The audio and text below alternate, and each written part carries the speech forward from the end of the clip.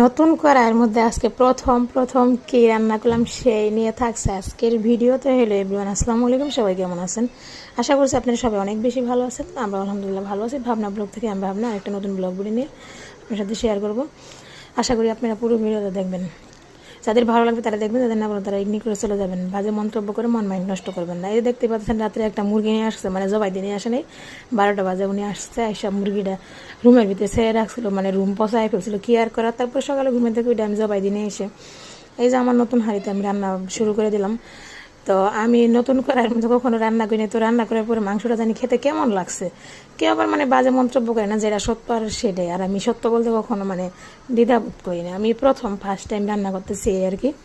তো রান্নার কালারটা অনেক সুন্দর হয়েছিল, কিন্তু মাংসটা খাইতে জানি কেমন লাগলো। কক মুরগি রান্না করলাম, তারপরে যে পেঁয়াজ আর কাঁচামরিচ ভেজে তার সব কিছু মশলা আমি দিতেছি। তো আমি আসলে রান্নার ভিডিও শেয়ার করতেছি না, আমি যেভাবে রান্না করি সেটাই আপনাদের সাথে শেয়ার করতেছি। কেউ আবার মানে এক একজনের রান্নার ধরন কিন্তু এক এক রকমের। রান্না এক, কিন্তু খাওয়ার টেস্ট অন্য রকমেরই হয়।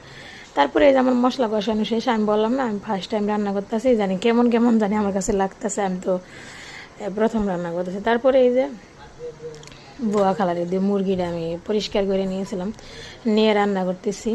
তো আজকে আবার আমার ছেলের পরীক্ষা ছিল।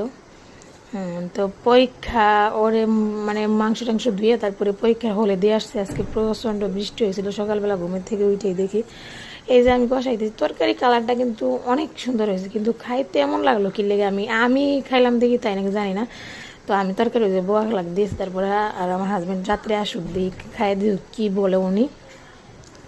তো আগেরও মুরগির পা ছিল, ওই মুরগির পা সহ আমি রান্না করতেছি। এই যে এইটা কিন্তু আমার তরকারির ফাইনাল লুক। তো আমার রান্নার রেসিপিটা কেমন হয়েছে অবশ্যই কিন্তু কমেন্ট করে জানাবেন। আর কোনোটাও ভালোই হয়েছে, কিন্তু খাইতে জানি কেমন।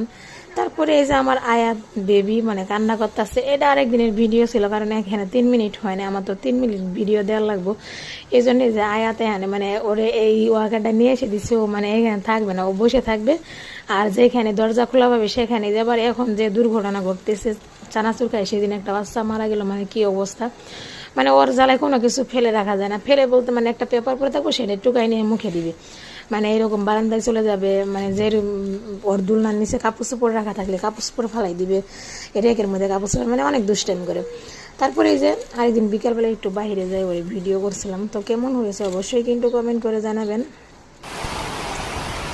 এই যে সকালবেলা বৃষ্টি হইতেছে, বৃষ্টিটা আপনাদের সাথে শেয়ার করলাম। তো আছে পরিবেশ ভালো থাকবেন, সুস্থ থাকবেন, আমাদের জন্য দোয়া করবেন। আবার পরবর্তী দেখা হবে সব